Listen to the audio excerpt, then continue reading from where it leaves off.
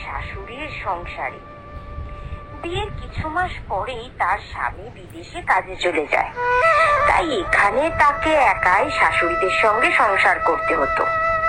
শাশুড়ির বোনেরা অবিবাহিত ছিলেন, সেই জন্য তারা বোনের সংসারেই বসবাস করত। তবে মতির কপালটা খুব খারাপ ছিল। শাশুড়িরা বড্ড বজ্জাত, তাই সুযোগ পেলেই তার উপর নানা রকম ভাবে অত্যাচার করত। আর সারা দিনে সংসারের কাজ তো আছেই।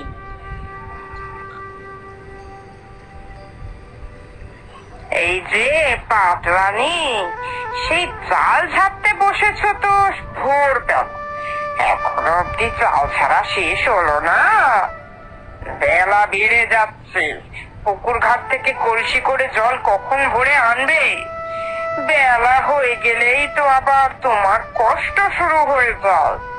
তখন বলবে যে আজকে খুব কষ্ট হচ্ছে মা নদী থেকে জল আনতে, আপনি একটু এনে দিন, বড্ড রোদ, গা হাত পা জ্বালা জ্বালা করে রোদে বেরোলে।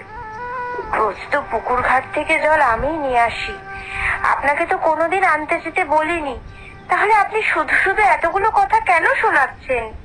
বাবা, সত্যি কথাগুলো বললাম বলে আবার গায়ে ফসকা পড়লো নাকি? তা তোমার সংসারের কাজ তুমি করবে না তো কি আমরা বুড়ি শাশুড়িরা মিলে করবো?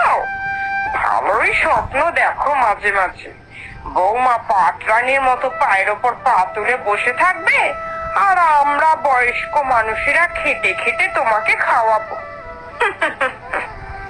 আরে ছাড় না ওর কথা, শুধু শুধু সকাল সকাল ওর সঙ্গে মুখ লাগিয়ে কেন নিজের দিনটা নষ্ট করছিস?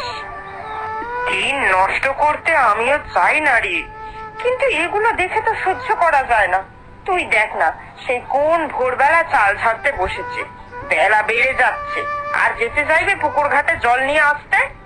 এরকম 18 মাসে বছর করে কাজ যদি করে তাহলে কিভাবে চলবে বলতো? আগে জানলে এইরকম নড়বড়ে বউ নিয়ে আসতাম না বাবা।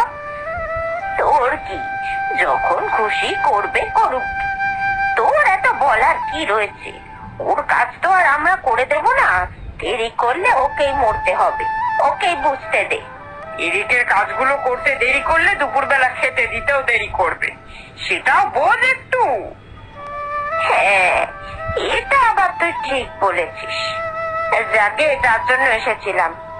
এই নাও, এই কাপড়গুলো কেচে দেবে, বুঝেছো? খুব নোংরা হয়েছে। তোমাকে তো আবার কিছু না বললে তুমি করো না। কোথায় দেখবে যে শাশুড়ি মায়েদের শাড়ি নোংরা হয়েছে, একটু নিজে থেকে গিয়ে কেচে দি, তা নয় কুঁড়ে মানুষ যত সব। আজকে এতগুলো কাপড়?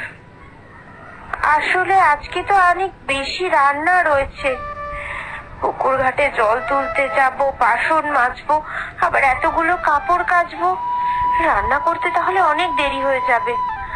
আপনারা যদি একটু রান্নার জোগাড়টা করে রাখতেন তাহলে আমি এসে ঝটপট রান্নাগুলো সেরে ফেলতে পারতাম।